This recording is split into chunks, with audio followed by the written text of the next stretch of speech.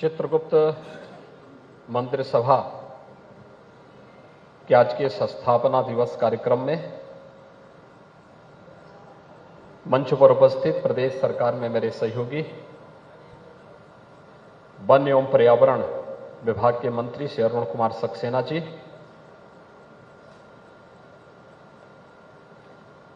प्रदेश अध्यक्ष कायस्थ महासभा श्री उमेश कुमार श्रीवास्तव जी,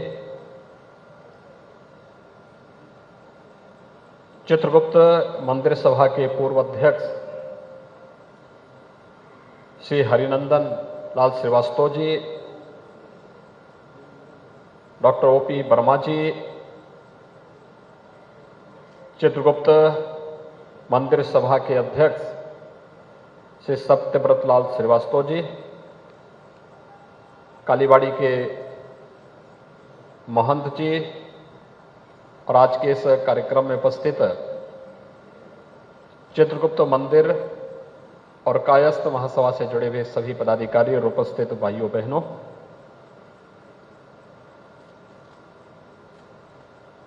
एक विरासत को व्यवस्थित तरीके से आगे बढ़ाने के लिए मैं चित्रगुप्त मंदिर सभा का हृदय से अभिनंदन करते हुए मंदिर की स्थापना और वार्षिक समारोह के अवसर पर आप सबको मैं हृदय से बधाई देता हूं। वास्तव में यह एक विरासत है।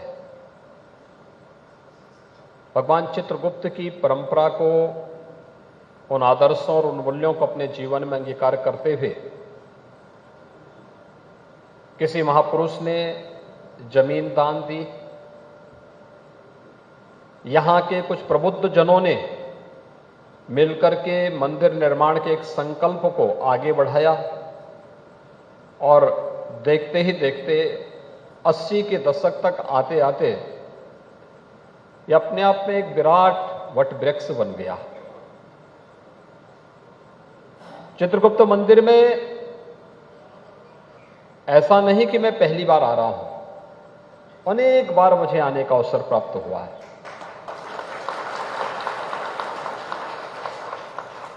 और हर बार वही आत्मीयता, वही एक भावनात्मक लगाव जो आपके पूर्वजों ने गोरखपुर के लिए दे करके इस एक विशाल वटवृक्ष को लोक कल्याण का एक माध्यम बनाया था और हम सबको अपनी इस विरासत पर गौरव की अनुभूति करनी चाहिए, क्योंकि हम अपनी विरासत को विस्मृत करके कभी आगे नहीं बढ़ सकते। कोई समाज कभी प्रगति नहीं कर सकता। आज अनेक महत्वपूर्ण पदों पर और अलग अलग प्रतिष्ठित स्थानों पर कायस्थ महासभा से जुड़े हुए पदाधिकारी हैं या बहुत सारे ऐसे लोग होंगे जो प्रत्यक्ष या अप्रत्यक्ष रूप से इस विरासत से जुड़ करके लाभान्वित हुए होंगे। उन सबको जोड़ करके हमें इस कार्यक्रम को एक निरंतरता देनी चाहिए और निरंतरता इस रूप में एक पीढ़ी आती है, निर्माण कार्य करती है, अगली पीढ़ी का दायित्व बनता है कि जो हमें विरासत में मिला है उसका हम संरक्षण करते हुए न केवल उसे सुरक्षित रखें बल्कि उसमें अभिवृद्धि करने के लिए हमारे स्तर पर क्या प्रयास हो सकता है। अगर हर पीढ़ी उसमें कुछ अभिवृद्धि करती हुई दिखाई दे तो यही विकास है। विकास की उसी प्रक्रिया के साथ जुड़ना, उसी प्रक्रिया के साथ वर्तमान पीढ़ी को उसके लिए प्रेरित करना, ये वास्तव में एक केवल फिर एक समुदाय विशेष का विकास नहीं होता है, ये संपूर्ण समाज के समग्र विकास की एक आधारशिला होती है। आप याद करिए कितनी गौरवशाली विरासत का आप लोग प्रतिनिधित्व करते हैं। भगवान चित्रगुप्त की परंपरा तो आपके पास है ही। देश के अंदर प्रतिष्ठित उन स्थलों का जहां के माध्यम से, चाहे वह न्यायिक क्षेत्र हो, प्रशासन का क्षेत्र हो, कार्यपालिका का क्षेत्र हो, देश के संविधान सभा के अध्यक्ष के रूप में देश के प्रथम राष्ट्रपति डॉक्टर राजेंद्र प्रसाद जी की भूमिका को कौन विस्मृत कर सकता है। जब भी मैं प्रयागराज जाता हूं और प्रयागराज में अगर भारत के किसी एक राष्ट्राध्यक्ष की स्मृतियां आज भी हैं, तो मुझे, जब मैं किले के अंदर गया तो मुझे बताया गया कि वहां एक प्रेसिडेंशियल सूट है। तो मैंने कहा किले के अंदर प्रेसिडेंशियल सूट का मतलब? उन्होंने कहा हर माघ मेले में यहां पर पूर्व राष्ट्रपति, प्रथम राष्ट्रपति डॉक्टर राजेंद्र प्रसाद जी आया करते थे और यहां पर रह करके अपनी धार्मिक आस्था उनकी कितनी प्रबल थी कि भीषण शीतलहरी में आकर के माघ माह में एक महीने तक वहां पर रह करके और नित्य प्रति संगम में जाके स्नान करते थे। यानी राष्ट्रपति पद पर जाने के बाद भी उन्होंने अपनी परंपरा और अपनी विरासत को नहीं छोड़ा, उसको सदैव अपने जीवन का हिस्सा बनाए रखा। आज हम हिंदू कहने में गौरव की अनुभूति नहीं करते, लेकिन याद करिए स्वामी विवेकानंद ने इस बात को कहा था, गर्व से कहो हम हिंदू हैं। तो स्वामी विवेकानंद ने ये एहसास हम सबको करवाया था, हर भारतवासी को कराया था कि अगर हम अपनी परंपरा पर ही गौरव की अनुभूति नहीं करेंगे।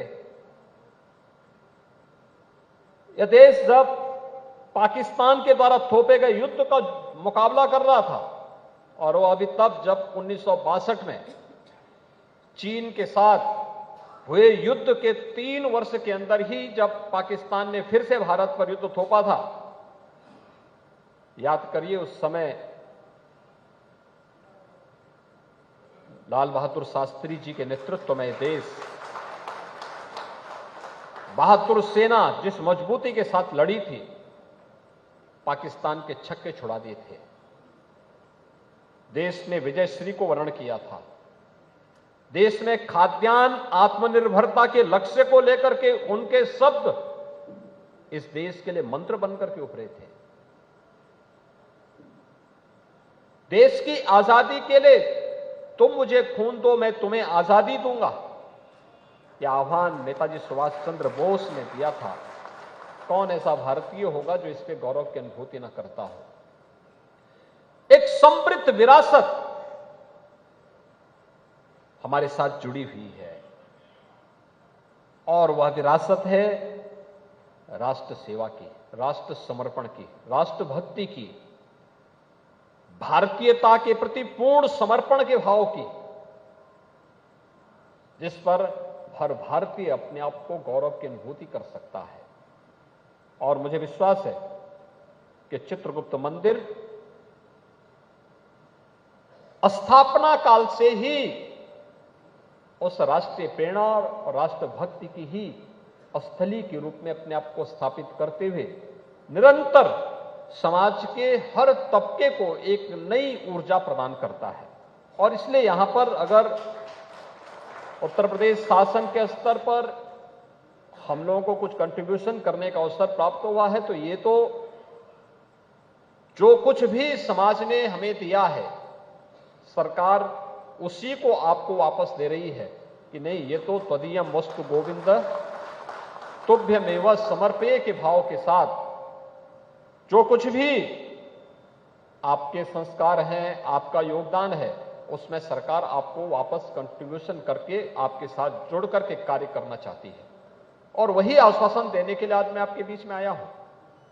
ये संजोग है कि जब मेरे सामने प्रस्ताव आया था तो आज के इस कार्यक्रम के साथ मुझे आज जुड़ने का सौभाग्य प्राप्त हो रहा है और मैं आप सबको इस बात के लिए आश्वस्त करता हूं कि मेरे सामने जो भी प्रस्ताव चित्रगुप्त मंदिर, मुंशी प्रेमचंद जी, फिराक गोरखपुरी जी या इस समृद्ध परंपरा के बारे में जो कुछ भी करने का अवसर राज्य शासन को प्राप्त होगा, हमें इसमें प्रसन्नता की अनुभूति होगी और हम लोग इसमें भरपूर सहयोग करेंगे। मैं एक बार फिर से आप सभी का आह्वान करूंगा कि हमें अपनी इस समृद्ध परंपरा पर, विरासत पर गौरव की अनुभूति करनी चाहिए। उसे किसी उन संकीर्ण दायरों में कैद करके नहीं, उसमें एक विराटता का दर्शन करवा करके संपूर्ण समाज को एकजुट करके एक बेहतर तरीके से उसे नेतृत्व देने की आवश्यकता है। इस दिशा में आप सभी मिलकर के कार्य करेंगे। आपके इस स्थापना दिवस के अवसर पर मैं एक बार फिर से आप सभी को हृदय से बधाई देता हूं। चित्रगुप्त मंदिर सभा का आभार व्यक्त करता हूं कि उन्होंने बहुत शॉर्ट नोटिस पर इतना बड़ा और भव्य कार्यक्रम यहां पर आयोजित करके विकास की इस प्रक्रिया के जोड़ने के साथ के लिए अपनी प्रतिबद्धता को यहां पर दोहराने का कार्य किया है। आप सबके प्रति मेरी शुभकामनाएं। धन्यवाद। जय हिंद।